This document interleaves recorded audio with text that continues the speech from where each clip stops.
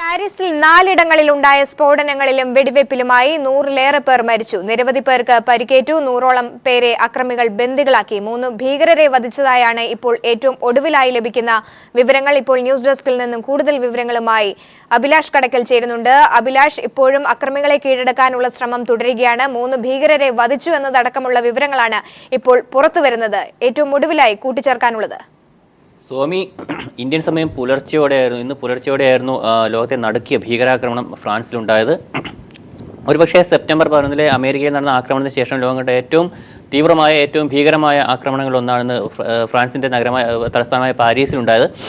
ഈ പാരീസിലെ 7 ഇടങ്ങളിലായാണ്, ഫ്രാൻസിലെ 7 ഇടങ്ങളിലാണ് പിന്നെ തീവ്രവാദ ആക്രമണം ഇന്ന് നടന്നിരിക്കുന്നത്. ഇത് പല തരത്തിലാണെന്ന് നമ്മൾ കാണേണ്ടത്. തീവ്രവാദികൾ ഇതിൽ ചാവേർ ആക്രമണം നടന്നിട്ടുണ്ട്. അതുപോലെ തീവ്രവാദികൾ പല സ്ഥലങ്ങളിലും ഇരച്ചു കയറി ആൾക്കൂട്ടത്തിന് നേരെ വെടിവയ്പ് നടത്തിയിട്ടുണ്ട്. അതുപോലെ ബോംബ് സ്ഫോടനങ്ങളും നടന്നിട്ടുണ്ട്.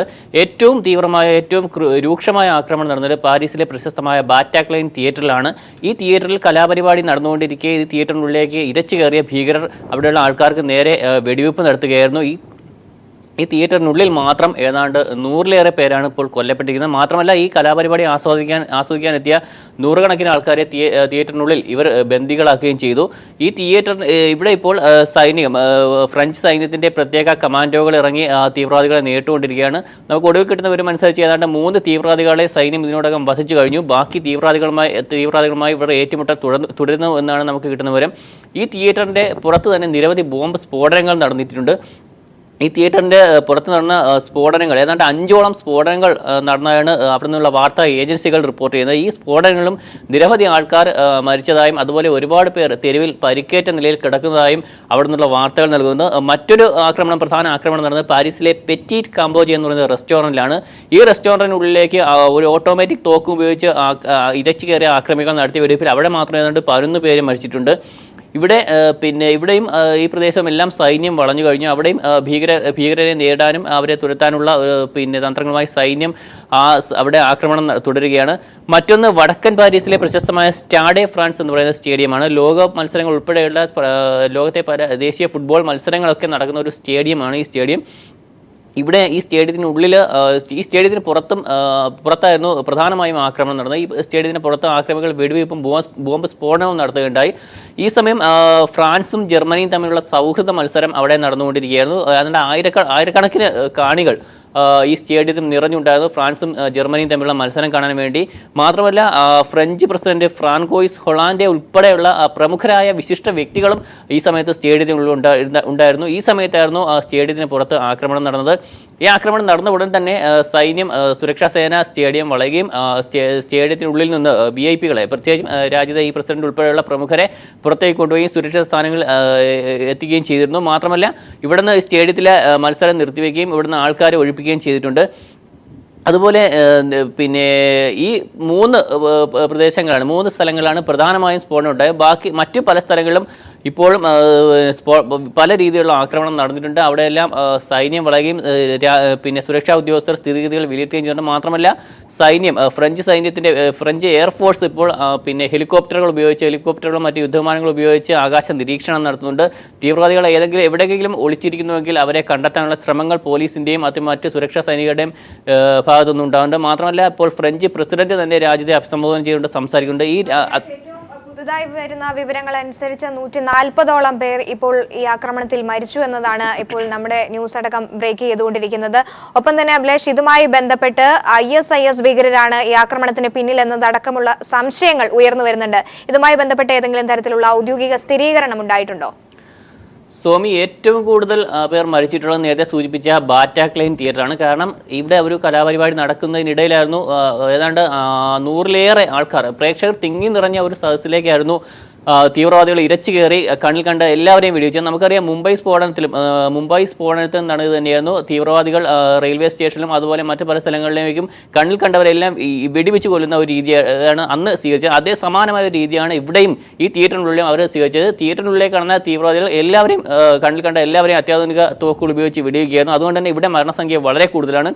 ഇവിടെ മാത്രം ഇപ്പോൾ വാർത്താ ഏജൻസികൾ റിപ്പോർട്ട് ചെയ്യുന്നത് 100-ലേറെ പേർ ഇവിടെ തന്നെ മരിച്ചു കഴിഞ്ഞു. മൊത്തം 140 പേർ കൊല്ലപ്പെട്ടതായി വാർത്ത വരുമ്പോഴും ഈ ബാറ്റാക്ലൈൻ തിയേറ്ററിനുള്ളിൽ മാത്രം 100-ലേറെ പേർ മരിച്ചു. അവിടെയാണ് നിരവധി ഏറ്റവും കൂടുതൽ പേര് തീവ്രവാദികൾ ബന്ദികളാക്കി വെച്ചിരിക്കുന്നത്. അവിടെയാണ് ഇപ്പോൾ സൈന്യം, പ്രമുഖമായും ഫ്രഞ്ച് സുരക്ഷാ കമാൻഡോകൾ അവിടെയാണ് തീവ്രവാദികളുമായി ഏറ്റുമുട്ടൽ നടന്നുകൊണ്ടിരിക്കുന്നത്. സൂമി സൂചിപ്പിച്ച പോലെ 3 തീവ്രവാദികളെ കൊന്നതും ഇവിടെ തന്നെയാകാനാണ് സാധ്യത.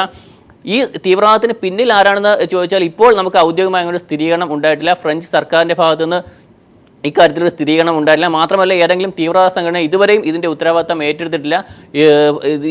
ഒരു സ്ഫോടനം ഉണ്ടാകുമ്പോൾ സ്വാഭാവികമായും നമുക്ക് മനസ്സിലാക്കേണ്ട ഒരു കാര്യം, ഒന്നുകിൽ ഏതെങ്കിലും ഒരു സംഘടന അതിൻ്റെ ഉത്തരവാദിത്തം ഏറ്റെടുക്കണം, അല്ലെങ്കിൽ സർക്കാരിൻ്റെ ഭാഗത്ത് നിന്ന് ഔദ്യോഗികമായ അങ്ങനെ ഒരു ഭാഷ്യമുണ്ടാണ്. ഇവിടെ രണ്ടും സംഭവിച്ചിട്ടില്ല. അതുകൊണ്ട് തന്നെ പ്രത്യേകിച്ച് ഏതെങ്കിലും ഒരു തീവ്രവാദ സംഘടനയെ ഇപ്പോൾ നമുക്ക് കുറ്റപ്പെടുത്താനാവില്ല. പക്ഷേ നിലവിൽ ലോകത്തെ നമ്മുടെ ഇപ്പോഴത്തെ ഒരു സാഹചര്യം നമ്മൾ പരിഗണിക്കുമ്പോൾ സ്വാഭാവികമായും എല്ലാ സംശയങ്ങളിൽ നിന്ന് IS നേർക്കാണ്. മാത്രമല്ല നാറ്റോ സൈന്യം ഇറാഖിലും അതുപോലെ റഷ്യൻ സൈന്യം സിറിയയിലും ഒക്കെ നടത്തുന്ന ആക്രമണങ്ങൾ വളരെ ശക്തമായിക്കൊണ്ടിരിക്കുകയാണ്.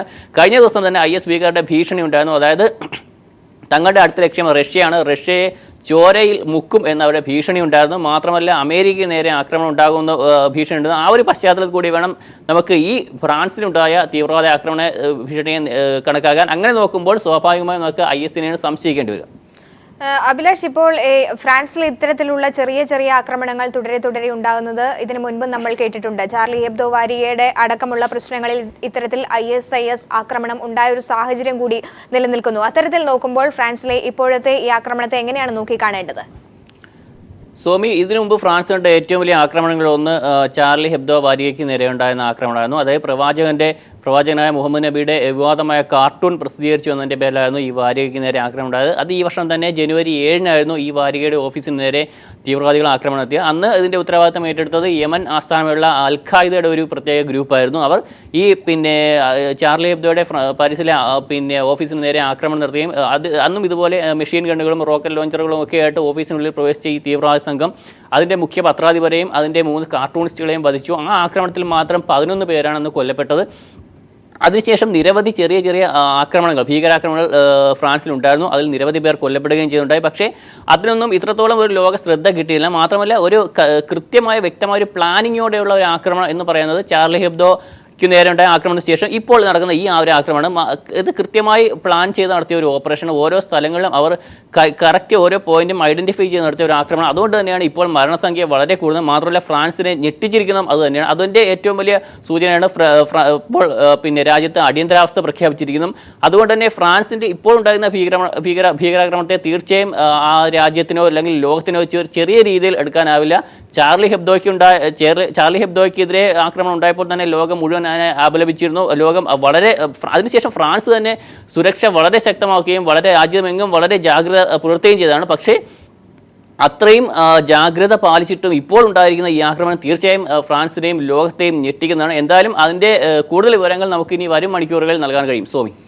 അഭിലാഷ്, ഈ സംഭവത്തിൽ ഈ ഭീകരാക്രമണത്തെ അമേരിക്കൻ പ്രസിഡന്റ് ബറാക് ഒബാമ അപലപിച്ചിരിക്കുന്നു. അത്തരത്തിൽ നോക്കുമ്പോൾ അന്താരാഷ്ട്ര സമൂഹത്തിന്റെ ഭാഗത്തു നിന്നുള്ള ഒരു പ്രതികരണങ്ങൾ എങ്ങനെയാണ്? അന്താരാഷ്ട്ര സമൂഹത്തിൻ്റെ ഭാഗത്തുനിന്നുള്ള പ്രതികരണം വന്നുകൊണ്ടിരിക്കുന്നതേ ഉള്ളൂ. തീർച്ചയായും ഇപ്പോൾ നേരത്തെ സൂചിപ്പിച്ച പോലെ ഫ്രഞ്ച് പ്രസിഡന്റ് തന്നെ ഇക്കാര്യത്തിൽ അദ്ദേഹത്തിൻ്റെ പ്രതികരണം വന്നിട്ടുണ്ട്.